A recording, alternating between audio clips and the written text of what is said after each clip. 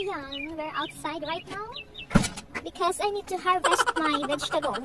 Ayan, green leafy vegetable for our lunch. As usual, I'm alone in the house again. So, ayan. So, hindi ko alam kung ano yung harvest natin. Kasi meron tayong mga malunggay. Ayan. So, of course, we need to harvest this saluyot na. It's because malago na siya, guys. Kailangan na natin bawasan yung kanyang mga dahones.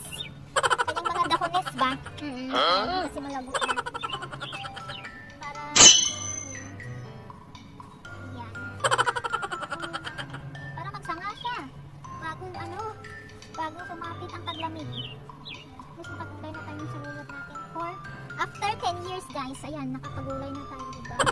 Kung hindi pa inabot ng dekada bago.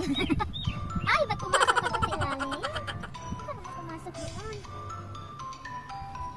Kasi, pag naputulan na natin magsasanga na yan sila. Ayan, oh, kasi may mga bunga naman na siya, guys. So, cherry bells na yan, magagamit na natin yung next year pag nagtanim ulit tayo.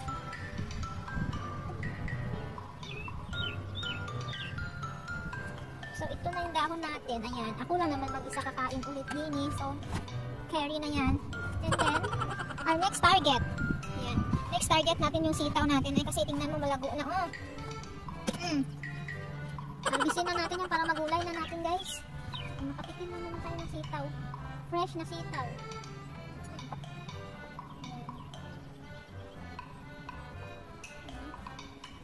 Ito. Kain na rin natin. So, tatlo sila. Ayan. Saka na tayo mag-binhi.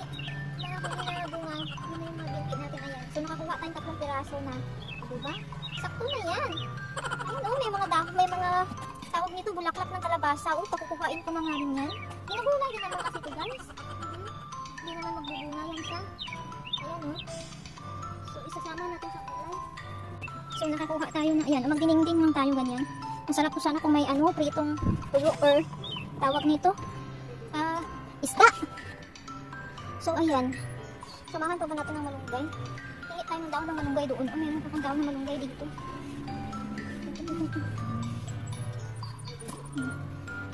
Ayan. Kuhaan natin yung mga mabababa lang. Para magdahon kasi. Kasi pag hindi natin kinuha yan, mag-ano lang naman yun siya, guys, mag-dry. Dami ng hinog ng aking kamatis. May gulay. Ayan pa. Nagsisihinugan na sila, guys. Ayan. So, okay rin yan kasi para pag lumaki sila, bubunutin na natin sila. Patula naman yung susunod. Ayan, mataba yung patula dyan. Kasi ito yung mga lumang lupa eh. Makaipon-ipon din tayo ng mga gulay-gulay na fresh. Kaya na ito. Kuhain na natin. Gulayin na natin yan. Kasi, magtatanda lang naman yan pag hindi natin pinitas. Sayang lang. Diba? Magkakadahon naman yan siya eh. Ito pa. Bali, nakakarami rin tayo. Nakakaipon din ba? Ito kasi bagong tubo lang yan. So, ayun. Okay na to. Ako na naman mag-isa kakain. So, cherry bells. Ayan. May talbos doon. Madaming dahon. Pero ayaw ko na ng talbos. Nagsasawa na ako, guys. super ano na. Nakakaumay na pag talbos na lang ng talbos. Ito, malapit ko na yan tatargetin. Ating sili. Titinulang manok ko yan. Fresh from the farm. Kakain tayo ng healthy. Kasi pag hindi talaga ako nakakain ng gulay, guys, nanghihina talaga. Alam mo naman yung aking mahika nawawala. Nakakawala ng power. Ewan mo, paano sila actually, may mga gulay din naman dito. Kaya nga, iba nga kasi yung gulay na nakasanayan natin sa Pilipinas ba, mga gaya na siya, hindi. Yung nanay ko mahilig sa sundan pa yung mga gulay-gulay siya. May kasamang dahon ng sitaw, may kasamang dahon ng kalabasa. Mga ganyang gulay, yun yung mga gusto ko rin.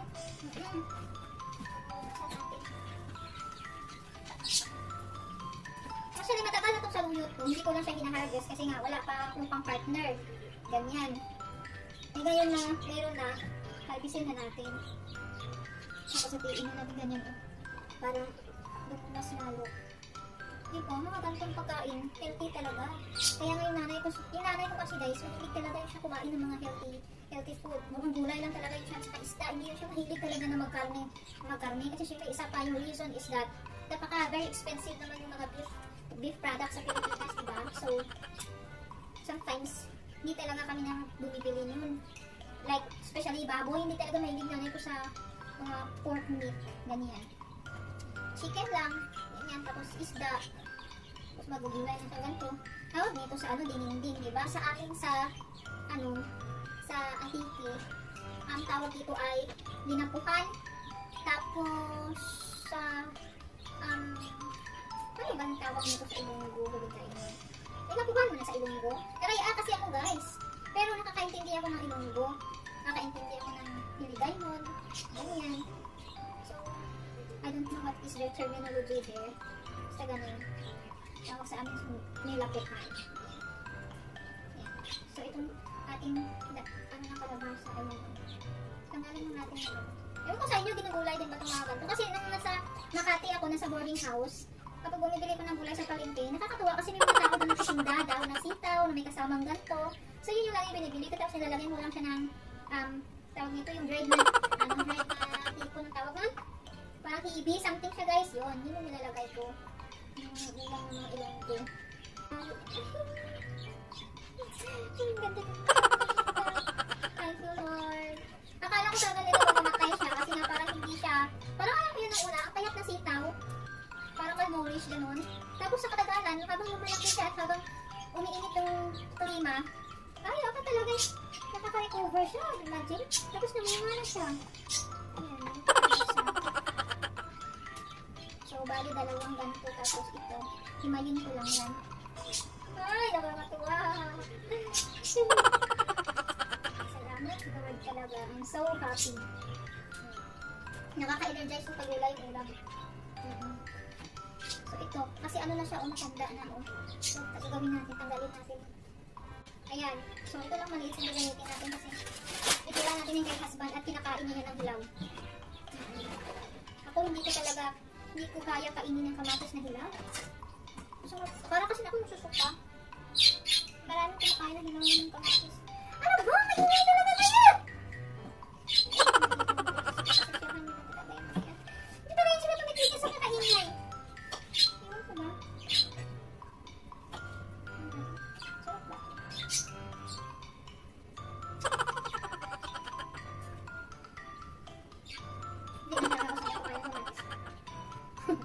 Pero masarap yung lasa niya. Iba talaga yung mga fresh harvest. Namis-tamis. Ayan ang ating gulay guys. Completo ricados. So ayan na guys. Papakuluan ko lang yung tubig. Tapos ilalagay natin yung... Meron ako ditong nabiling ganyan crab meat. So since wala tayong hipon or dilis, ito na lang yung hilalahok natin. Hindi ko lang kung masarap siya. So lalagyan lang natin siya guys ng asin. Ayan. Tapos, lagyan natin siya ng chicken cubes. Ayan, kunti lang. Kasi hindi din magandang sarap yung sobrang dami yan. Lagyan natin ng kunting paminta. Ayan.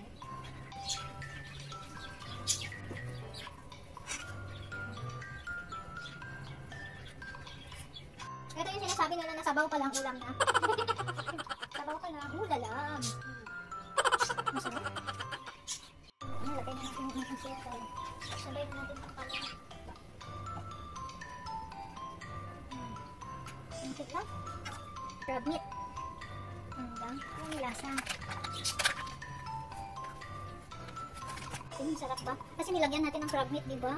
Tingnan natin kung yung lasa ba. Parang may hipon din. Uy, ang sarap guys. Perfect. Sarap. So, lalagay na natin ang ating mga gulay dahon. Ayun. Mga dahon ng malunggay at saluyot at bulaklak ng kalabasa.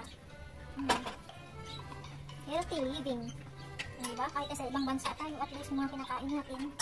As in, baka-healthy. Ayan. I mean, balance ba? Yummy.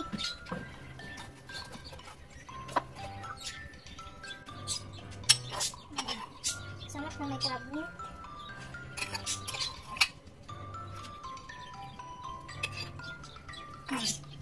Papak lang ako nito.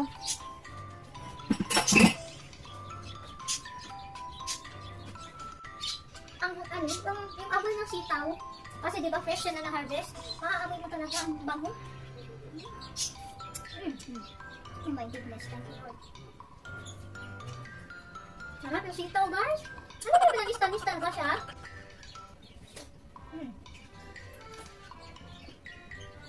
Pinapapak ko lang. Kami naman. Gusto ko lang magpapak ng gulay. As in super. Ano siya? Iba siya sa sitaw natin. Ano ito tawag nila dito? Long beans. Pero iba pa rin yung sitaw natin na kulay green. Pero parang alam ko meron na rin tayong variety ng ganito sa Pilipinas yung medyo puti. Kasi diba yung sitaw natin talaga dati mga green na green. Ito medyo may pagkaputla siya. Hindi pa na-try na sa bantong ganito. Itong nilapuhan. Kulang lang sa Tagalog pa lang sa Ilocano din. Masarap nito kung may part na prito isda. Lalo na yung crispy na crispy yung tulingan. Heaven. Saan kaya yun? Saan kaya yung tulingan? Saan kaya yung tilapia na crispy? Dati ko kay asawa ko, bili tayo ng tilapia, yung may balat pa.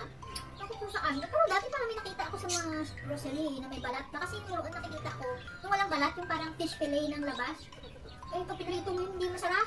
Masarap yung may balat kasi nandun yung lasa eh. Lalo na pag may crispy mo siya, prituhin mo na sobrang crispy. Kami Danao, ang kanya kasikat doon ng Galaan sa Lake Cebu, doon sa taas lang namin. Isang barangay ba yung Cebu? At town. Yan, malaking lake yan siya, sobrang laki. Tapos, yung pinaka-product nila ng tilapia. Kaya pag pumunta ka doon, kakain ka, magbubuting kayo, pwede kayo kumain sa loob ng parang boat siya. Tapos may parang restaurant, floating restaurant tawag nila doon. Pwede kayo kumain doon pero syempre mas mahal doon. Tapos pwede din kayo kumain doon sa mga cottage. Tapos yung niluluto nilang tilapia doon, fresh, yung piniprito nila, tapos may chiksawang na tilapia sila. Doon ko dinala si husband nung nag-visit siya sa Pinas, yung sa Lake Cebu. Tapos, yun yung pinakamataas din na zipline sa Southeast Asia, sa Lake Cebu mo yung nakikita. Yung zipline doon. May 7 falls yan sila doon eh. So, maganda doon kasi nga, malamig. Alam mo, parang tatay-tay siya. So, ayan na guys, tapos na nga ako kumain. Ayan. So, tapos na ating lunch. So, mag-proceed na ako sa aking pag-painting. Ayan. So, thank you for watching everyone. God bless us all. Bye!